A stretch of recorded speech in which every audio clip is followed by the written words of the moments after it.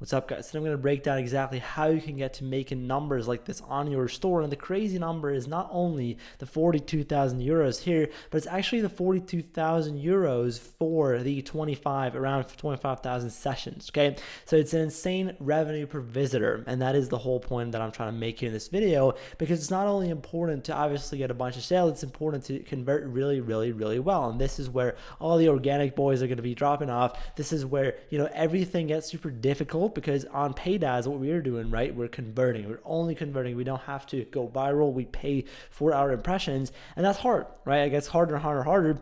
So what I want to break down and give you guys two different techniques or just like strategies that you can implement right now. Basically, this one you can implement into your ads, and this one you can implement into your offers. So the cool thing is, right, you not only work on offer side, website side of things here, right? So when people think about their funnels and their websites and everything, they like to think in, okay, this is just like revenue per visitor is only my website, right? Only offer. Bullshit. It's actually a big part of it is what's happening on your ad account. Now, let me actually walk you through the first concept, which are the disqualifiers. So a disqualifier basically is anything that makes your ad longer, right? It's things, certain mechanisms, certain things, very short sentences, or even like a couple words that you add into your ad, into your script, right? Which makes significantly fewer people click through, but the ones that do convert a lot higher, right? So let me just walk you through and give you examples of what these are.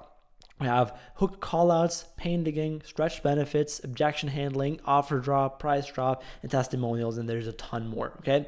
So what these are, basically, like I said, these are just little quick things that you can add into your script. They're going to make your ad longer. They're going to disqualify people on your ad. So it's going to be less people that click through. CTRs go down. However, conversion rates skyrocket significantly, okay? So this is the first thing that you do whenever you realize your conversion rate is too low. And this is actually has nothing to do with your offer. And this is the cool part, right? Especially in the beginning when you're like, okay, I did the hook test maybe, and then you have some, let's say you ripped some UGC ads, and you're asking yourself, why is your offer not converting? Well, oftentimes it's not even the offer that's the problem. It's just that, you know, the traffic that's coming to your store is just so low quality, they're not ready to buy yet. Maybe you've ripped the ad, so you get the high hanging fruits of that ad. It's terrible, and so you're not going to convert with that except you actually start implementing these things into your ads. And so the hook call out, for example, and that would look like is it would just be, let's say, you know, a couple words in the very beginning of your hook, right?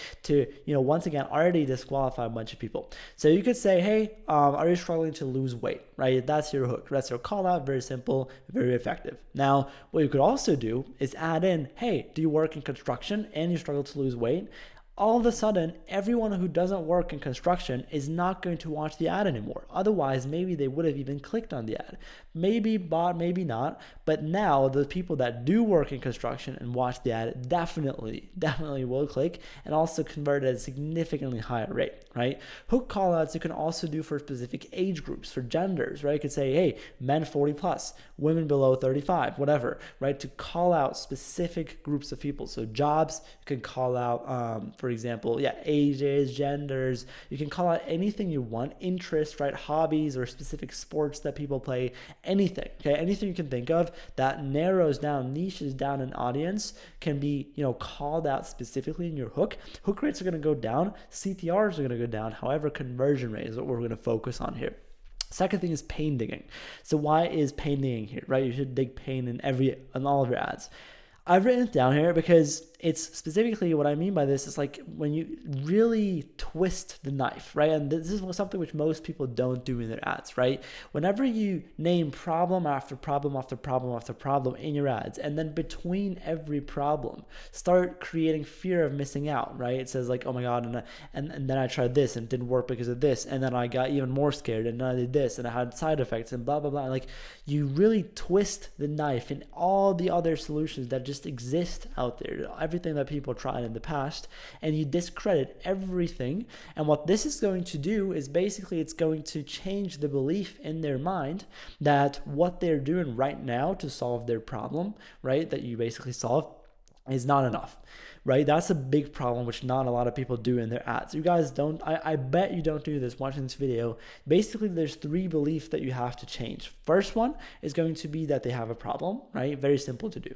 Second one is actually the belief that most people skip. So it's like, it's actually making them believe that what they're doing right now is not enough, right? This is actually super hard to do.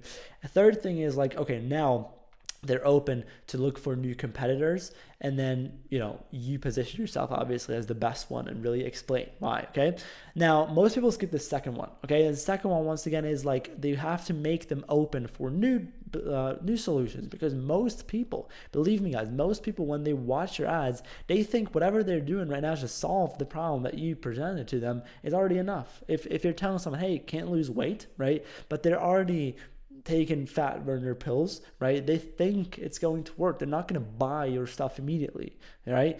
Do you get what I'm saying? So like, this is kind of the problem here, right? Now, third thing is stretch benefits. Stretch benefits means future benefits, so like long-term benefits. Like, what is this product going to do, not in 1 month or 2, maybe in a year, maybe in 5 years, right? Maybe in 10 years. What is this product? How is it really going to change my life? Because this does 2 things when you talk about stretch benefits. This basically takes away risk, right? So it makes people kind of more, it just provides a lot of proof, a lot of trust, but it also, and this is really the powerful part, really, really important, it actually makes the ad convert significantly better. Why? Because this stretched benefit is something which, no one else can discredit. Imagine you're watching the ad, and the ad says, okay, yeah, so it's a UGC video, and the creator says, yeah, so I've been taking this for 2 months, and it's so sick, and actually my buddy who's referred it to me actually been taking this for 2 years, and he had this and that benefit. Like, it provides another level, another category of proof and trust, right? And no one can discredit that, meaning when you do this in your ad, it's going to significantly perform better immediately, right? And you don't lose anything from that. It's very, very powerful. Start doing the stretch benefits, but however, also a disqualifier, because the more you do this in your ads, it's going to make your ads longer. Therefore, more people drop off, fewer people watch the rest of the ad, and it makes basically the offer it makes the offer convert better. However, CTRs go down. Next thing. Objection handling, right? Objection handling means that, obviously this is something which you do on your website too. This is something which people know as FAQs, right? So like, whenever someone can't buy or didn't buy immediately, right, there's some little thing, some objection that they're thinking about. And that's not a problem. That's completely natural, okay? Us humans, we work like that. And so that's your job, though, as a direct response copywriter, as a direct response marketer, to solve. You have to handle those objections before they come to your store. Reason why this is a disqualifier is, once again, it makes your ad significantly longer, and it makes it harder for you to get good CTRs. However, if you handle all the objections that are out there and that are possible to have, it's obviously going to convert really, really well. Okay, so keep this in mind, and definitely try this and use this in your ads, because there's usually a ton of reasons why people don't even click in the first place, right? And so this is actually very, very powerful. Now, next we have the offer drop.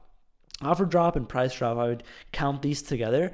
The reason why these two are actually the most powerful after the hook call out, like most powerful disqualifier, is because these basically disqualify almost everyone. What I mean by this is, whenever you present your offer, your solution, like, think about it. When people come to your store and your ad is a good ad, right? It converts well. Maybe conversion is what, 4 or 5%, meaning 96% of people literally don't buy, okay? And it's mostly a price objection, and you can't do anything about that. It's just natural. So if you mention your price already in the ad, those 96% of people are already going to leave then, okay? Not entirely, but think about it this way. It's going to be significantly fewer people that resonate with the price. And so when they then come to the store, there's nothing that they can still be surprised about, right? So obviously those people will be so much more qualified, so much more warmed up, and you can play around with your funnel. And this is a quick tip for your entire business, future, entire business career. Like, you can play around with your offers price right? Always to, just get more people versus getting fewer people. If you mention your price in whatever part of your funnel, for example, if you have an advertorial and you drop it in the beginning, right? If it's a product-based listicle or something, then obviously you're going to get like fewer people to click through. However, the ones that do are going to be a lot more qualified. And it's just going to increase conversion rate. If you want to get more people to click through because you have a volume problem, then you want to remove this qualifier basically if you have it in there. And the last one I've written down here are testimonials. Testimonials are client results, and generally this is more of a qualifier than a disqualifier if you do this properly. Meaning, if you showcase different ethnicities, different genders, if you showcase every type of person, young people, old people, anything you can imagine, and basically really just talk about the desires in those testimonials, not the overall features of the product, then it's actually going to work really, really well. And this is going to have a positive effect. So figure out what people actually want and tell them what they want to hear. Okay. So these are disqualifiers, and these are basically the elements, right, that when you implement these into your ads, they're going to convert significantly better. Okay. Keep that in mind. Now, next thing here is the offer. And the offer is actually obviously, right, the second part of like having a good revenue per visitor. And so what I want you guys to think about is from now on, start looking at this metric here. It says RPV, and RPV stands for revenue per visitor. Revenue per visitor, right? Like the name says, stands for how much money, how much revenue does your store make for every single person that's coming to it, new person, okay? So this is the combination of conversion rate and average order value, the combination. And that's really important to understand because a lot of stores have incredibly good conversion rates, but a $2 AOV. And incredibly big amounts of stores have, $1,000 of AOV, but no one buys, or like 0.01 people really convert. So therefore, once again, they don't make any money. So the only metric you can actually compare is the revenue per visitor. This is very, very, very objective, right? And it's a pretty important metric. I need you guys to definitely go ahead and track this from now on. And then why I'm showing you guys this little graph here is because you need to understand how to iterate these metrics and how to manipulate these metrics properly, right? Once again, quickly about the conversion rate, right? It's going to be broken down to add to cart rate, checkout rate, and then the actual like people who bought, right? Now, for every single one of these, like add to cart rate, initiate checkout rate, conversion rate, average order value, there's different things that you change up to iterate your offer, right? So we talked a lot about iterating your ads in other videos, but you can also, and this is really important, iterate your offer too. And this is what you should and have to do constantly. Now, how you do this in form of an A/B test, okay? Two offers, right, at the same time. And then you have, let's say you give them 300 to 500 visitors each. And then after those 300 visitors, you have a clear winner. You test two offers at the same time with the same traffic quality. That is like the whole point of it, okay? So now that you have these two, now you have a clear winner, what you're gonna do after this is then break down, okay, well, for now, which metric is the weakest and what do I improve on? Example, okay? So let's say, and this is actually a pretty common example. Let's say you have a bad RPV. Okay, cool. Let's go one layer deeper. AOV is like $60. Okay, so that can't be a really terrible problem. Conversion rate is actually really low. Okay, so now you know it's a conversion rate issue. Let's say it's like 0.5%.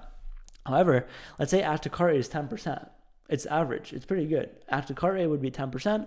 Checkout rate, and this is like what you go after that. So yeah, okay, add to cart rate is ticked. It's good. Checkout rate, let's say it's 6%. It's also good. So if there's a big drop off between initiate checkout rate and actual conversion rate, then you know you have second thoughts in your offer. This is a very common thing which people don't talk about on YouTube for some reason. A lot of people, right, coming to your store will get into having second thoughts from your ad or from your offer, and therefore drop off after going to checkout. And it's not a payment processing issue. It's no technical error or something like that. It's literally just a little bit of a too high price. So the iteration that you make is maybe that you may put down the price, but just a slightly tiny bit, right? Maybe instead of 60, making it like, if that's your AOV, trying to aim for like a 55 AOV, and all of a sudden you get significantly more sales, right? That's one option.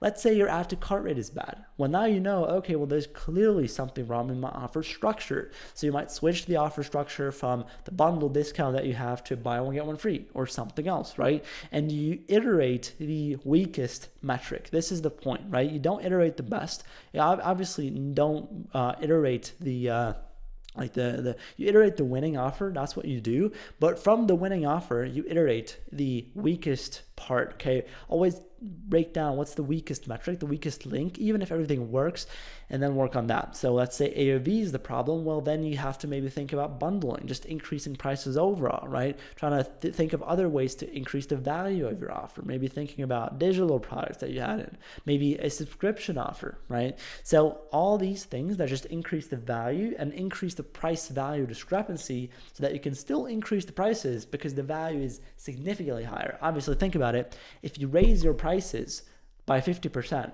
but you literally triple the value that they get, it's going to convert better. It's just going to convert better, right? So you just have to understand it's not about the price on your store. It's about the price value discrepancy. Okay. So the difference between what they feel they get, right? The difference between like what they pay, which is price, and what they get, which is the value. Okay. And it's really important to keep A/B testing. I never have no A/B test on, right? Like I always do have something on, and you get more specifics every single time. So how that looks like is basically imagine you have two offers, right? Test one, and then let's say offer two wins. Well, then in test two, you're going to make two offers that are similar to offer two, right? Maybe just a small price difference, maybe just a free gift difference, maybe a guarantee difference, maybe something else, right? Maybe it's a subscription versus no subscription, but it's the same offer. All these things you test, and then round two, then you have a winner after 300 to 500 visitors, maybe a little bit more, and then basically you do a retest, and offer three, test four, test five, test six, and after all this time, you figure out which offer is the best, and really validate it like that. And you don't need a separate longer funnel. You don't need an advertorial funnel. You don't need to have 5 post-purchase upsells. You don't need to have any listicles or anything like that. All you need is offer A/B tests to validate the most important part to get to a certain scale in the beginning, which is your offer. Nothing else really, right? Think about it. Like all these funnels, once again, these funnels, think about what they are, right? This is why I don't like the approach that you hear on YouTube all the time, which is, trying to build a funnel or super long funnel immediately, because it's a disqualifier, right? It's not an ad disqualifier, it's a disqualifier on your funnel. And so what that does is it literally is going to reduce the amount of people that see your offer, right? Now, if you've not validated your offer yet, if you have no A/B test on whatever, and you only listen to the advice, oh yeah, just put in an advertorial, and then you test your product with $50 a day, there's no one going to see your offer in the first place. That's why you get no sales. It's even worse for a beginner to test like that than with the add to product page, because that approach works if you test with a lot of money, right? Of course, you should invest money into ads, but at the end of the day, the most important part in the beginning, right, on your store, and this is really what no one's going to believe, but it's your offer. It really is. I've had terrible websites, terrible everything, but it was just a good offer on it, and it converted like crazy. And this is another thing which you have to remember from this video, going out from this video, is that every ad converts very differently, and in fact, the average order value of every ad is very different, because there's like very advanced, but like there's things that, maybe in your ad that you can say to encourage people taking multiple pieces, right? This is something which also organic people do a lot. Basically, think about it like if you talk about how great it is to have the product with your girlfriend or with your partner or with your whoever, right, and then use it together, obviously everyone from now on is going to take 2, right? Because why would it make sense to buy only 1? Or you could say like every ad converts very differently. This is the disqualifier stuff.